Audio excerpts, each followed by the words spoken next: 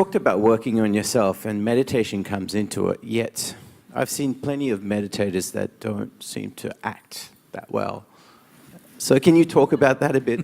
Yeah. I'm not in any way identified with any political nation on the planet, but when I use the names of countries, don't think it's from some prejudice. When anything comes to America, it takes on a different form. It just amuses me what forms it takes. Because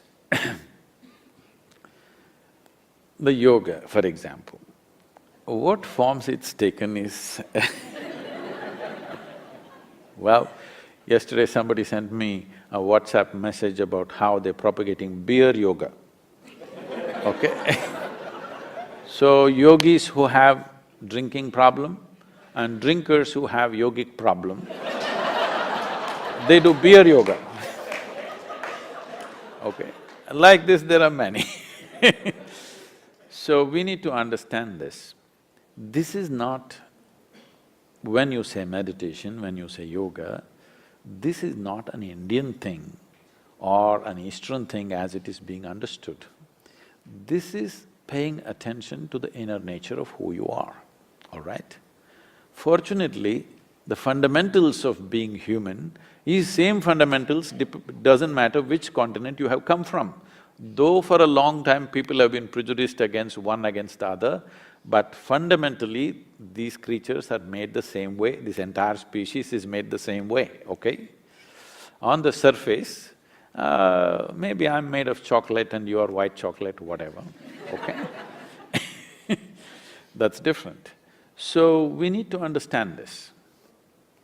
For example, you use the word meditation. You must understand this. These words are being thrown around. The word meditation in English doesn't really mean anything specific. It's too general. If somebody sits with their eyes closed, you will say they're meditating. You know with your eyes closed how many things you can do. Yes or no? So in the yogic parlance, you can do japa, tapa, dharana, dhyana, samadhi, you can fantasize about something or you can just master the art of sleeping in vertical postures. You know, you don't know what you're doing. So, what specific aspects are not there. General, because it's a fashion. It is not an endeavor, it is more a fashion, it's an in thing. You will see people are walking with yoga mat in New York City, you ask them what… they say, today is my yoga day, yesterday was my cycling day, tomorrow is my swimming day. This is not like that. The word yoga means union. Union means, in some way, you learn to obliterate the boundaries of your individuality. Because your individual existence is a fake existence. If you don't understand what I'm saying, close your mouth, hold your nose like this for 2 minutes. You will understand without the larger atmosphere supporting you, you can't exist for a moment. Yes? What you exhale, the trees are inhaling, what the trees exhale, you are inhaling every moment of your life. But this is not there in your experience. Actually, 1/2 of your breathing apparatus are hanging out there. If you experience this, do I have to tell you, don't cut the tree? Do I have to tell you something else like this? To plant the tree? It wouldn't be necessary. If you really experience 1/2 of my lungs is hanging out there, you wouldn't call a tree a wood, isn't it? If I call you flesh, is it an insult or no? So calling a living tree as wood, this happened to me. You know, when I was doing literature, we were always studying English poetry and we were introduced to American poetry.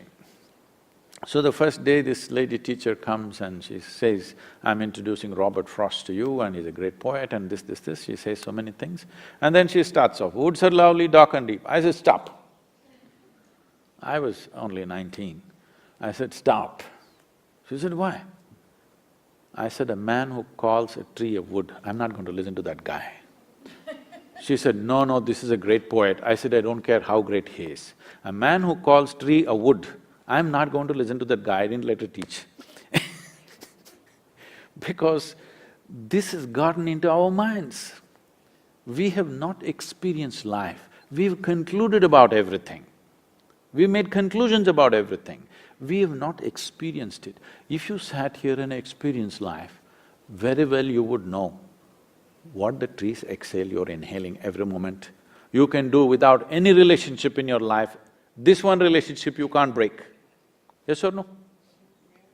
We have not brought human beings to experience. Meditation means this, yoga means this, to bring people to a living experience of life. It's not just the trees and the atmosphere. As you sit here, every subatomic particle is in communication with the rest of the universe. Otherwise you can't exist here for a moment. This entire fake idea of who you are has to go, that's meditation. So anyway, technically what is meditation? Meditation is a consequence, but because these societies have become so goal-oriented, they want the mango, they don't want the tree. If you want flowers in your garden, you don't have to do flower meditation.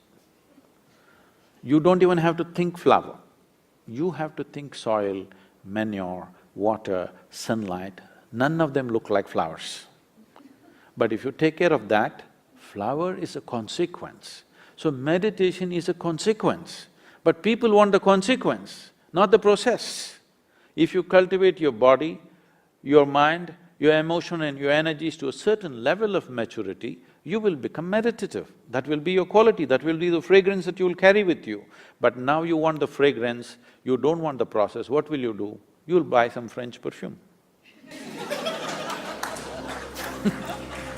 Thank you very, very much.